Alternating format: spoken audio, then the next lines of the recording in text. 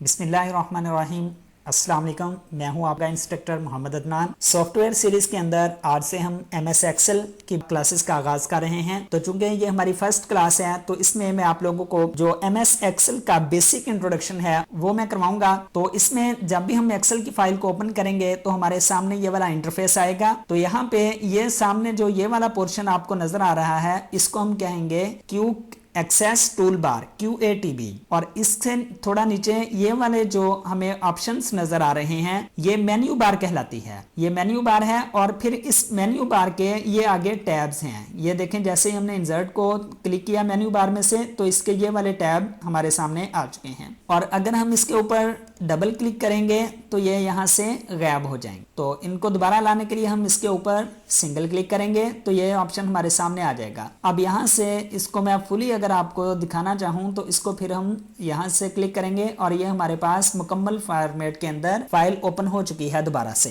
तो उसके बाद ये वाला जो बॉक्स आपके सामने नजर आ रहा है जहाँ पे इस वक्त A1 लिखा हुआ है तो ये नेम बॉक्स है। बेसिकली ये हमारा जो यहाँ पे कोई भी अगर हम सेल को सिलेक्ट करेंगे तो ये उसकी लोकेशन को बयान करेगा। अब फॉर एग्जांपल यहाँ पे इस वक्त हमने सिलेक्ट किया हुआ है तो ये नेम बॉक्स जो है ये सेल की लोकेशन को बयान कर रहे हैं कि जी इस वक्त आपका जो एक्टिव सेल है वो H7 है। जहां पे हमारा कर्सर लाके जिस सेल के ऊपर हम इसको सिलेक्ट करेंगे तो वही हमारा एक्टिव सेल कहलाएगा और उसकी लोकेशन हम यहाँ से देख सकते हैं। और इससे नेक्स्ट ये वाला जो पोर्शन है ये फार्मूला बार कहलाता है। अगर हमने इसको एक्सपेंड करना हो तो यहाँ से इस ऑप्शन से हम इसको एक्सपेंड कर सकते हैं और मैं इसको दोबारा से अपनी असल पोजीशन के ऊपर ही लेकर आ रहा हूँ। उसके अलावा ये वाली वर्टिकल लाइंस नजर आ रही हैं ये कॉलम्स कहलाते हैं। और अगर किसी भी कॉलम के हेडिंग के ऊपर मैं लाकर जस्ट सिंगल क्लिक करूंगा, हमने लेफ्ट क्लिक करना है तो ये उस पूरे कॉलम को ये सिलेक्ट कर लेगा। इसी तरह से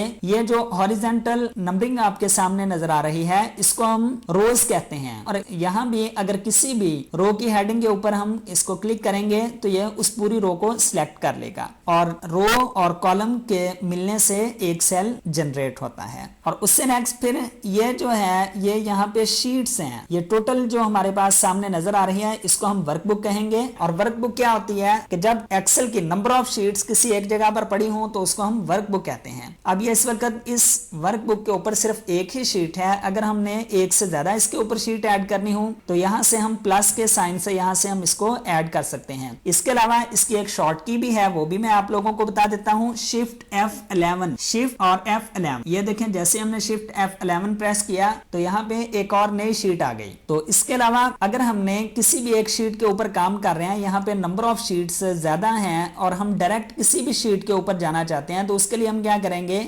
यहाँ से हम राइट क्लिक करेंगे। राइट क्लिक करने के बाद अब इस वक्त वो हमें बता रहा है कि हम 8 नंबर वाली जो शीट है उसके ऊपर खड़े हैं। हमने यहाँ से डायरेक्ट किसी शीट के ऊपर जाना हो तो यहाँ से हम उसको 2 टाइम्स क्लिक करेंगे तो ये हमें उसी शीट के ऊपर ले आएगा। इससे नेक्स्ट ये वाला जो बार आपके सामने नजर आ रहा है ये जूमिंग बार है। यहाँ से हम इसको जूम आउट कर सकते हैं और यहाँ से हम इसका जूम इन कर सकते हैं। और ये बात याद रखें कि जूमिंग जो है वो सिर्फ और सिर्फ इन सेल्स की जूमिंग होगी। ये जो मेन ऑप्शन है ये अपनी जगह पे स्टिल रहेंगे। इसके अलावा यहाँ पे जो हमें ये एक स्क्रॉल बार नजर आ रही है, इसके अलावा एक ये स्क्रॉल बार है, ये हॉरिजॉन्टल स्क्रॉल बार है और ये वर्टिकल स्क्रॉल बार है। ये हमारी वर्कबुक को लेफ्ट या राइट साइड पे मूव करवाने के लिए हम इसको यूज करेंगे। और अप या डाउन अगर हमने अपनी वर्कबुक को मूव करवाना हो तो हम इस स्क्रॉल बार के जरिए से काम किया करेंगे। उसके अलावा फिर ये वाले जो ऑप्शन नजर आ रहे हैं यहाँ से हम अपनी फाइल को मिनिमाइज कर सकते हैं, मैक्रो कर सकते हैं, या अगर हमने फाइल को क्लोज करना हो तो यहाँ से हम फाइल को क्लोज कर देंगे। और ये जो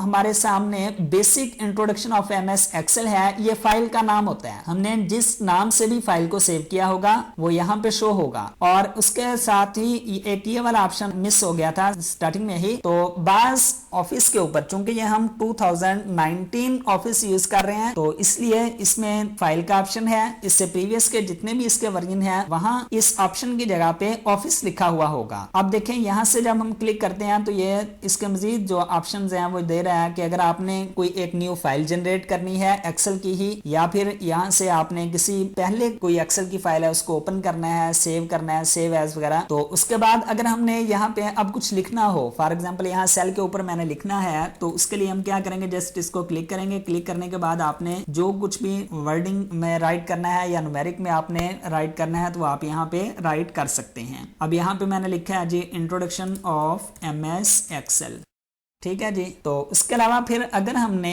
इसके अंदर एडिटिंग करनी हो, ये इस सेल के अंदर हमने जो भी अपना डाटा एंटर करना था वो हमने एंटर तो कर दिया। अब इसमें अगर हमने एडिटिंग करनी हो तो एडिटिंग के लिए आपने शॉर्ट की यूज करनी है F2। जैसे ही आप F2 को प्रेस करोगे तो ये देखें कर्सर यहाँ पे ब्लिंक करना शुरू हो गया है। तो इसका मतलब हम यहाँ पे कोई भी चेंजिंग अपने टेक्स्ट के अंदर कर सकते हैं। उसके अलावा अगर हमने अपने इस सेल को, ये हमारा एक्टिव सेल है, अगर हमने इसको लेफ्ट राइट या अपवर्ड डाउनवर्ड में मूव करवाना हो तो आप ये जो कीबोर्ड के ऊपर एरोज की हैं उनकी मदद से आप अप डाउन या लेफ्ट राइट में इसको मूव करवा सकते हो। उसके अलावा अगर हमने फॉरवर्ड जाना हो तो टैब का जो बटन है यहां से भी आप फॉरवर्ड जा सकते हैं। अगर बैकवर्ड आना हो तो शिफ्ट टैब के जरिए से आप बैकवर्ड आ सकते हैं। और इसी तरह से अगर आपने डाउनवर्ड आना हो तो इंटर की के जरिए से भी आप डाउनवर्ड अपने सेल की सिलेक्शन को मूव करवा सकते हैं। जब ये सिंगल है तो उस वक्त ये सेल कहलाएगा। अगर हम यहां से मल्टीपल सेल को सिलेक्ट कर लें तो फिर ये उसकी रेंज कहलाता है। तो अब यहाँ पे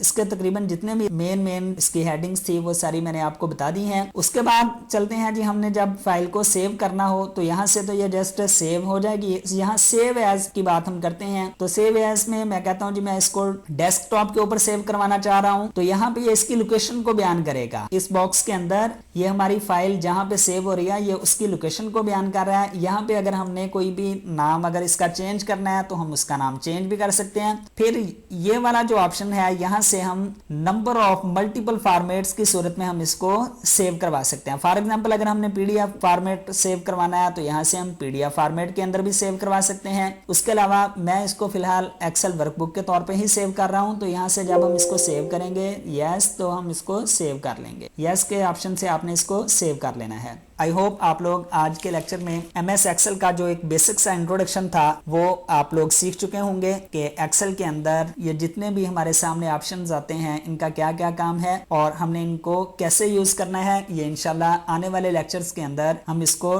टर्न वाइज लेकर चलेंगे और मेरी कोशिश ये होगी कि हम ज्यादातर एक्सेल के टिप्स एंड ट्रिक्स के ऊपर काम करें, फार्मूला बेस्ड पे हम काम करें। तब तक के लिए मुझे इजाजत दीजिए। Thank you. Allah Hafiz.